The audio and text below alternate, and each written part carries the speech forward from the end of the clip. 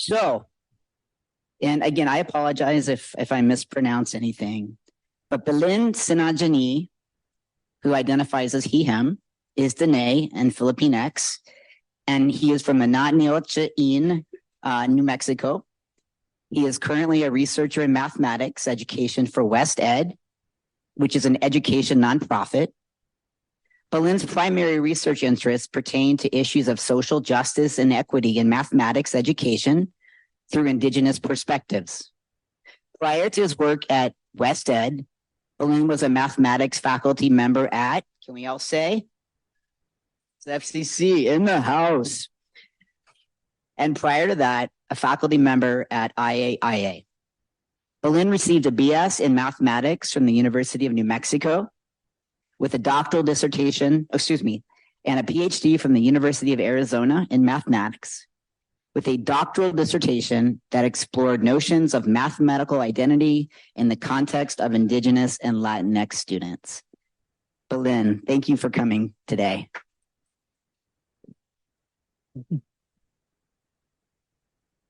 Thank you, SJ. That's a she Belen Sinajini Yenisha. Ilakana Nishne, Tachini Bashichi, Ilakana Dashichi, Sanajina Dashanella, Santa Fe, New Mexico, de que hashit. Akot ego de Denishli. Hola, ¿cómo está? Mi llamo es Belen Sinajini. Hello, my name is Belen. And I'm really grateful to SJ for the invitation to come back, and really thankful for the warm welcome back here. And there's lots I miss about teaching and instruction, but really happy that I'm able to stay in Santa Fe and hopeful that can maintain and sustain relationships. First of all, the title of this session, Intersections of Accessibility, Inclusion, and Belonging. I'm grappling with these notions and these ideas, and these are going to be ongoing. And a lot of times I frame presentations as these are still rough ideas and rough thinking and formulation. So I'm going to invite all of you to engage in the rough ideas and rough draft thinking along with me. And I have ideas of what I have in mind, but I'm anticipating that there will be other considerations that other ideas I haven't considered just yet, and possibly some things I hadn't considered that I'll need to incorporate into further presentations and ways of thinking.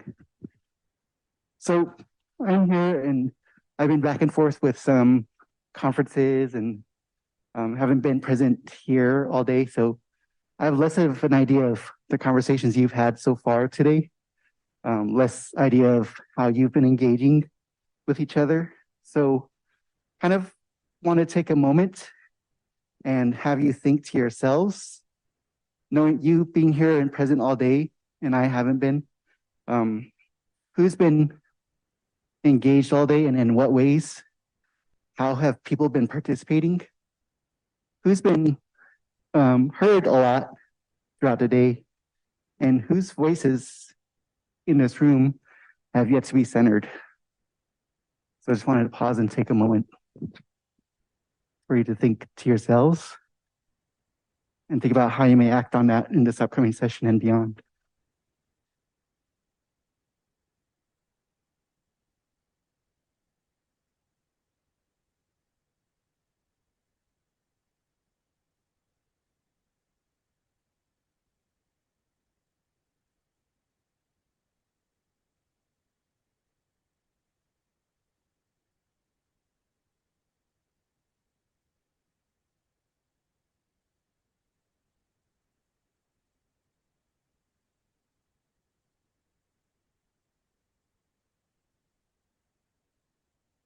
There we go. So to start off, and it's not essential to read all of this text. It's here just to kind of set the frame of some things that I think about. As SJ mentioned, a lot of my thinking comes from engagement with mathematics and mathematics education. And with that have been a lot of conversations about promoting diversity, equity, and inclusion in STEAM fields and STEM fields, and there's a lot of projects and initiatives, both locally and nation and worldwide, that go into thinking about how to improve equity, diversity, inclusion in mathematics. And in worlds of academia and worlds of creating initiatives and project proposals that incorporate a lot of buzzwords, it often tends to be a loss when we rattle off these words about what those words can truly mean and the various takes of what that can incorporate. So this is from a blog from a colleague of mine who's also in mathematics education. She's a Black woman who is also has a background in teaching. And her blog kind of talks about a Twitter event that was meant to look at ideas of mathematical teaching and diversity and equity in mathematics through Twitter, and thinking of Twitter as a medium where more voices could be heard and where things about equity and accessibility and conversations about that could be incorporated and highlighted and brought up. However, as she engaged in it, she felt that there was some sense of engagement and inclusion in that, but she couldn't help but notice to what extent was she feeling welcomed. And she asked about the conversations about diversity, equity, inclusion. When those words get rattled off and everyone kind of signs on, yeah, we want diversity, equity, inclusion. I think she questioned how often people really ask themselves, why is that the right thing to do? Why do you want me here? So she was questioning why she felt wanted there. And if she's not there, what do people miss by her absence? So it's one thing to hear all those buzzwords and conversations about diversity, equity, inclusion, and accessibility. One metaphor is to have a seat at a table. Is that often enough? Is it often enough to be represented? In what way? What does that mean? So I'm hoping that we can dig into, so I'm skipping ahead to this image. The title of this talk is about intersections of accessibility, inclusion, and belonging. And kind of the math way, and people who think about logic ways, we think about intersections as looking at where things are similar, where things are the same. But there's also value in considering the outer parts there, where things are different, and what we do with those differences.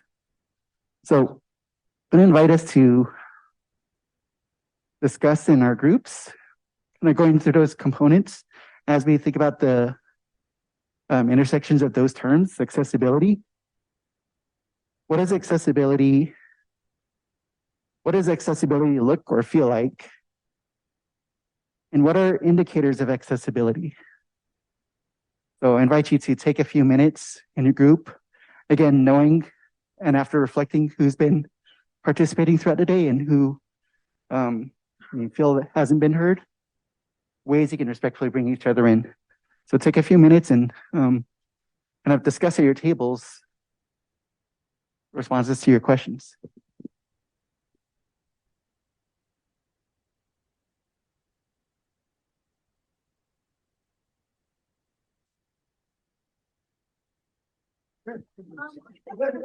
Or you can feel where you're not in a room. Oh, yeah. Oh, everyone.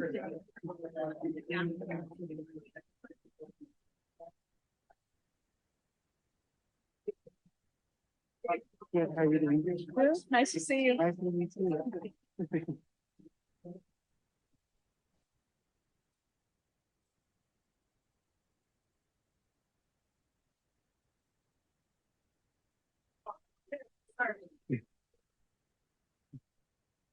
Hi.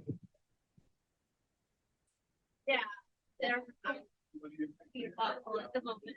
I haven't posted anything, so. We're going for Spring Mexico. We're going for Spring Mexico.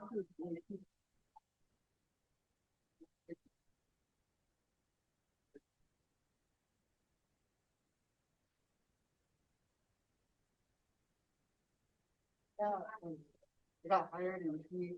Yeah. My name was already on.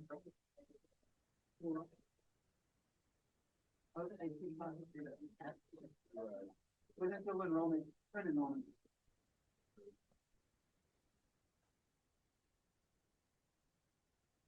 When I was here, yeah, yeah.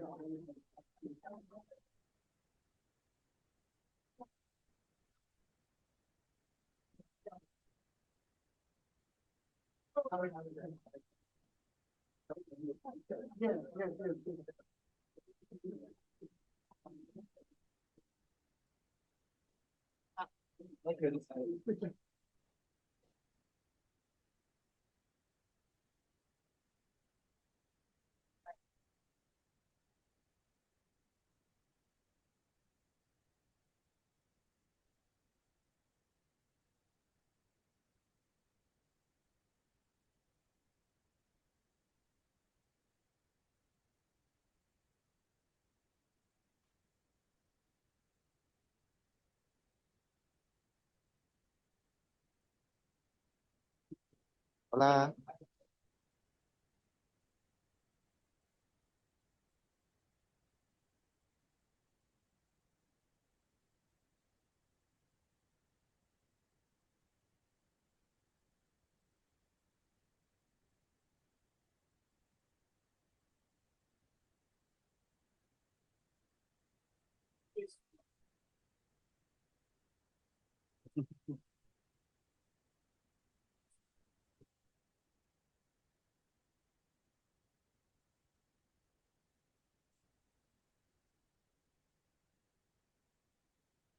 Thank you.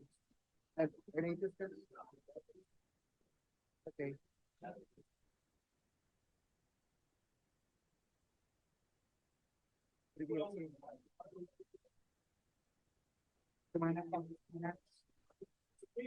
Or you can ask them.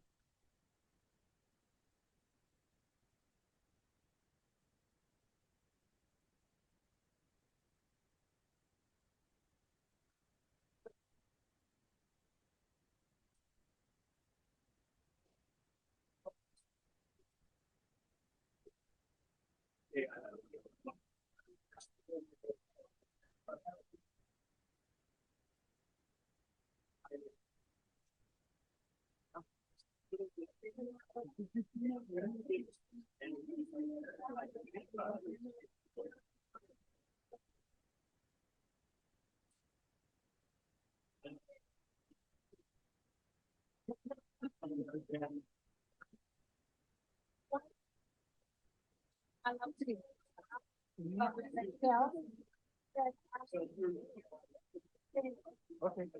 Are they willing to say something?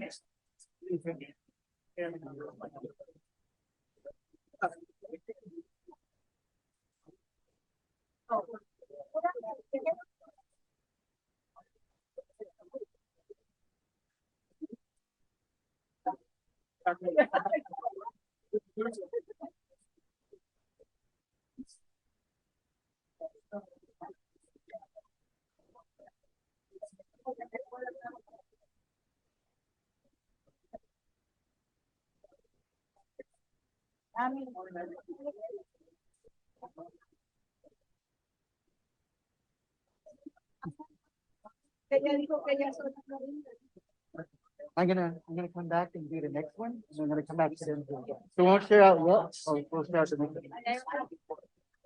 Okay, so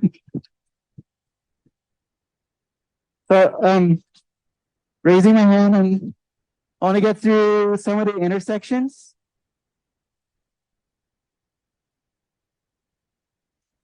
So I apologize. We're gonna continue on these conversations, but to as a prompt to continue the next part of the conversation.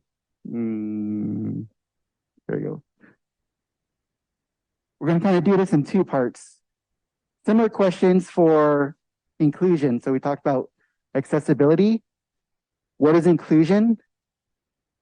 What does inclusion look or feel like? What are the indicators of inclusion? And to do our first look at intersections. As you discuss inclusion, compare and contrasts to some extent. If you provide accessibility, does it automatically imply inclusion?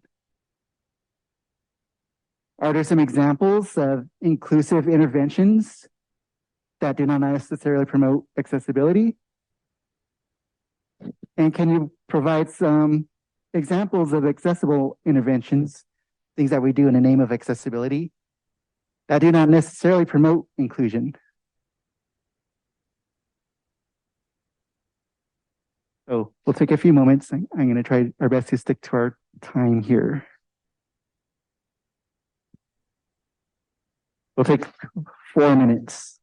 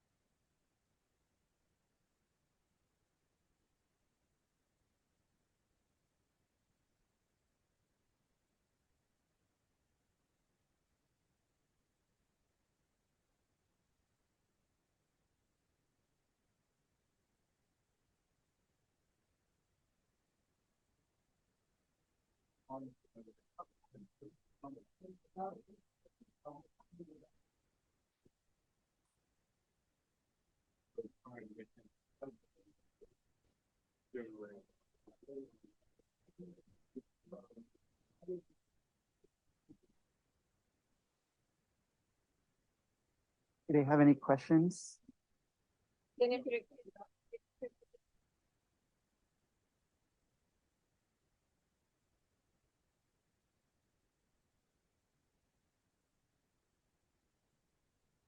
I don't understand the meaning of inclusion. What does it mean? Do any of you have ideas what inclusion means? ¿Y alguna de ustedes, las demás, tienen ideas de lo que podría significar inclusión?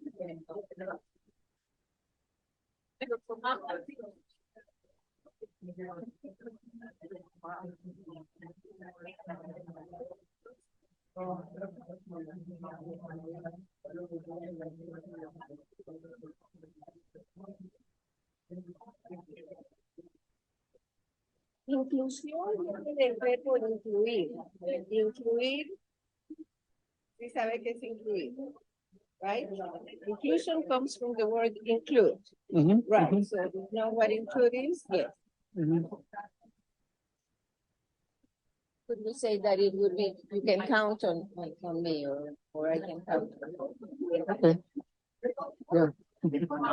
This is not. There's no right answers. It's what you think. No, correcta o incorrecta.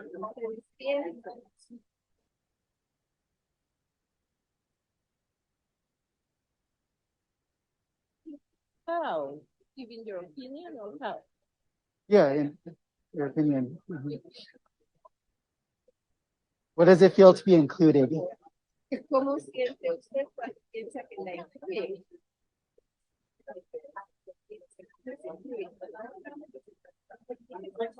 Well, to me, it's like when they take me into account.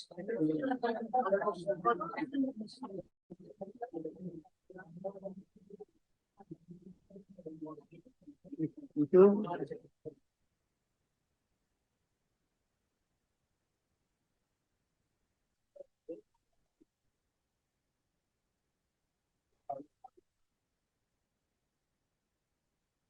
As when they pay you more for your work. Mm-hmm.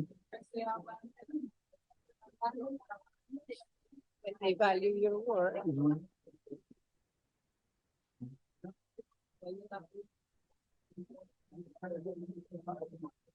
There is a meeting, there is a gathering, and they take you into account. That too. So, a reason I want them to speak first is if they haven't spoken, I want to demonstrate that I want to value their voices. La razón por la que yo quería algunos de ustedes hablen, si es que no han hablado antes, es para demostrar que sus cosas están siendo escuchadas. Pueden escuchar algo, But it's up to you. pero es cosa de ustedes.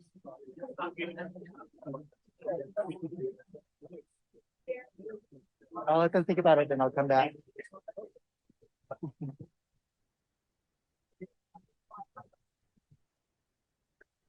Yeah.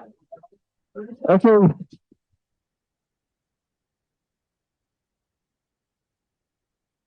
So, hello? Can you hear me? Can you hear me? Okay. Hands up. Hands up.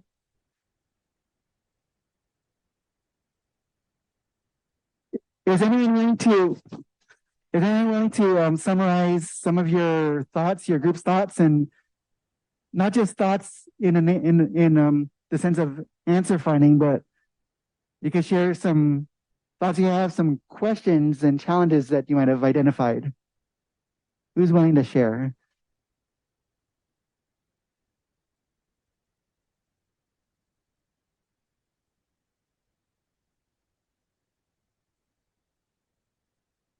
Steven. Bilingualism is a good example.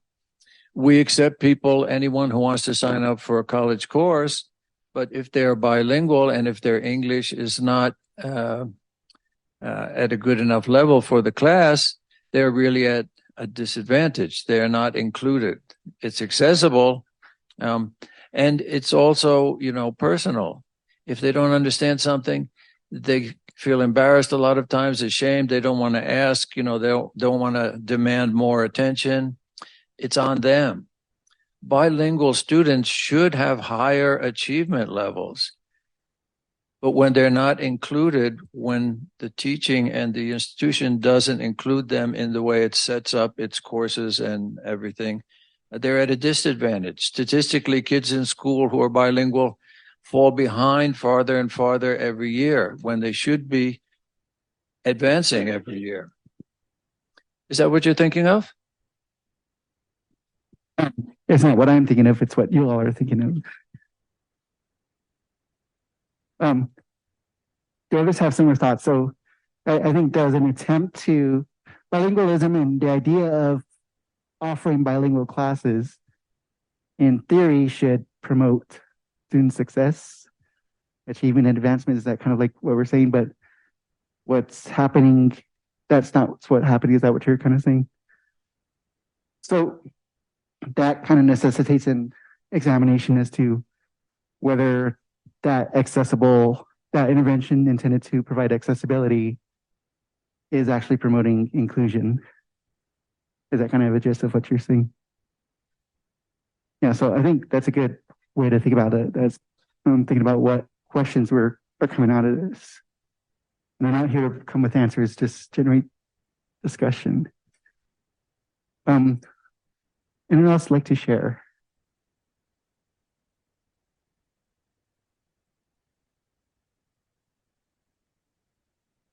Yes.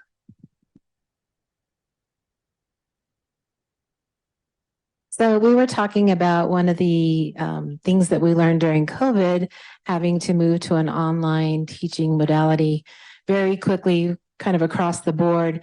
We noticed a lot of our students didn't have the connectivity, the internet accessibility, and having to respond sort of quickly to that with hotspots and other interventions that might assist them. However, again, looking at, is the student able to come to campus to pick up that equipment, and just really a lot of the challenges that came from that time. Yeah, so I think there's different notions of accessibility. Some of it we hear about internet accessibility. Some of it is accessibility that's language related, and many ways to think about accessibility. And again, there's no direction I'm really thinking about where we're going here, just opportunities to think and critically examine what you're doing. Where are we at with time? Oh, we're almost out of time. So belonging is kind of a big one here too. What is belonging? What does belonging look and feel like? And what are the indicators of belonging? And while we're at it, let's think about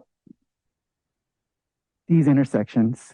Can we think of examples of where we have all three occurring at once? How do we know that all three are occurring at once? Accessibility interventions support senses of inclusion and promote sense of belonging. Are there interventions that fail to do and support those other circles? Can we generate some examples here? I believe we have till 2:40, so let's take about 3 or 4 minutes here.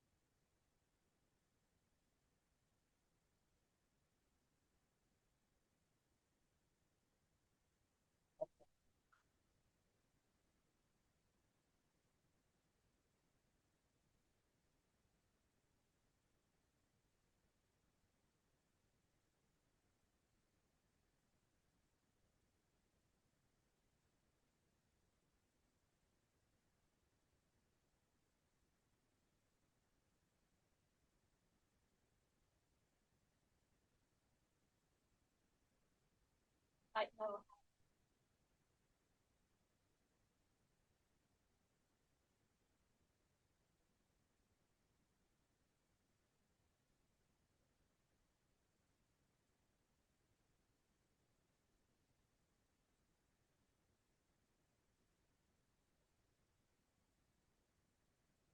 How often have Zoom people been able to share? Conversation back and forth. I would say there's about 10 people chatting. Okay. Anything that you think could be highlighted from the chat? Things about being believed, that it's important to believe for the position that you have and our experience, the things you're experiencing. There were some comments about language, but I think they were addressing bigger through.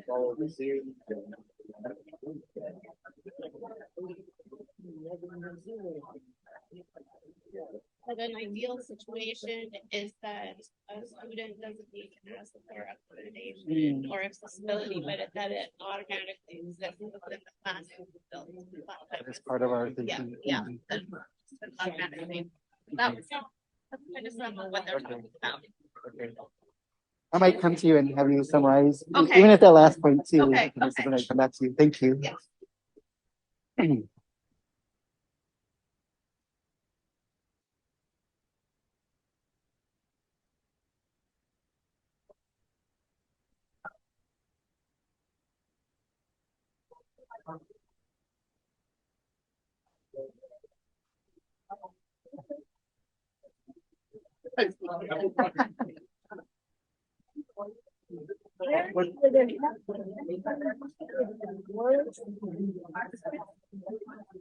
I think they would like to grant, they are not. They don't have the application. Okay.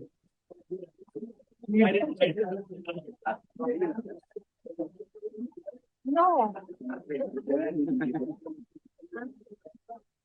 Oh, okay. Okay. Hi. Aquí viene el compañero a hacerles preguntas.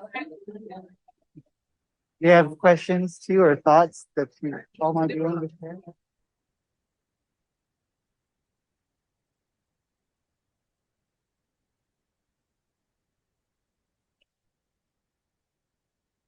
Do you feel included? Do they feel like they have a sense of belonging and included here? Pues yo te digo, yo no sé. What helps? What helps with that? What helps them to feel like they are included and belong? ¿Qué les ayuda a sentirse incluidas?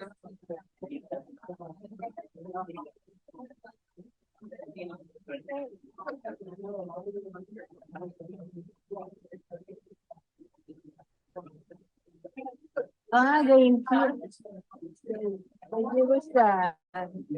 interpretation equipment that makes us feel included. Gracias. Thank you. Okay, so let's come together.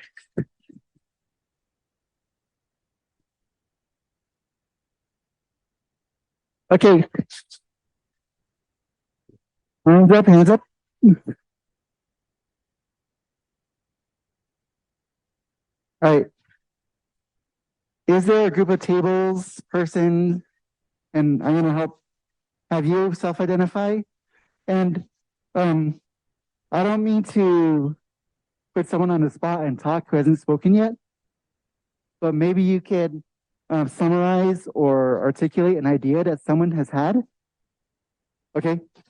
And have you be given a chance to speak. Good afternoon, everybody. My name is Esteban Roybal Anaya. I'm the degree audit technician in the registrars. What we talked about in terms of this diagram, just shouting out TRIO and their office and what they do, we really think that they do a great job in terms of all three of these areas. They have online teaching and learning, so that's for our students and teachers. They have extra tutoring. One thing that we think is great is the new student orientations, and one thing that we kind of said is like, being in trios, kind of having like an NSO every day, because you're going to learn every day. It's just how do we get students there and have them on campus all the time? That's the big disconnect, I think, right now. Thank you.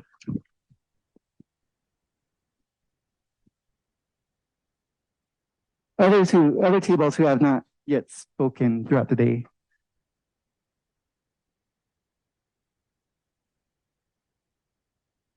And by saying that, I'm realizing that by emphasizing verbal ways of sharing, that I'm discounting non-verbal ways of sharing, non-oral ways of sharing. So there are many ways that we may want to think about how we promote accessible interventions and inclusion. And kind of along the lines with that, this isn't and all be all, but I would like to ask Val to share some things that are happening online. Sure. We've had a couple discussions, and I'm not going to get to all of them, but we're kind of summarizing our learnings this afternoon. Ashley Valdez says, in my opinion, belonging is the root of everything that we're discussing. If someone feels like they belong, it's because all the other pieces fall into place and make a person feel heard, welcome, and even understood.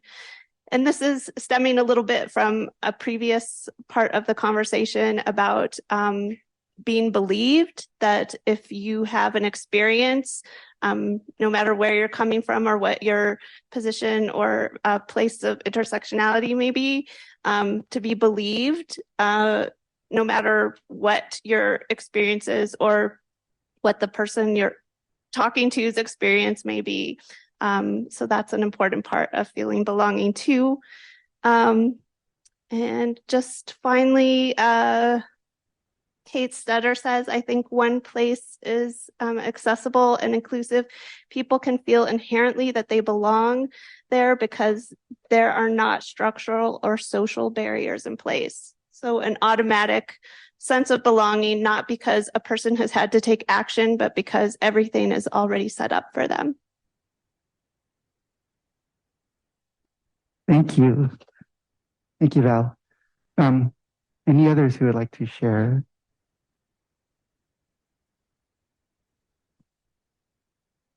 Yay.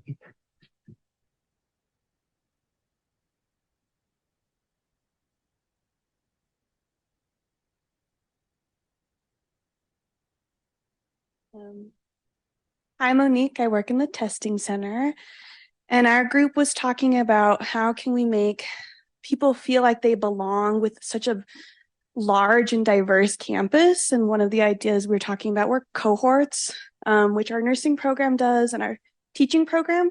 I did the teaching license program here, and it was a great way to feel like I had a group of people who really understood what I was experiencing.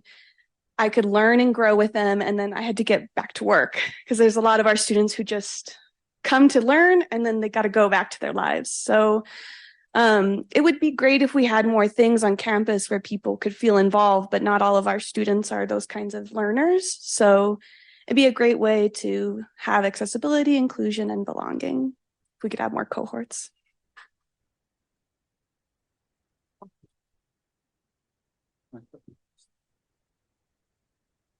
Hi, I'm Todd. And the way I was processing this, I just want to think out loud just for 1 second, is like, could I put these into silos? I see they're overlapping.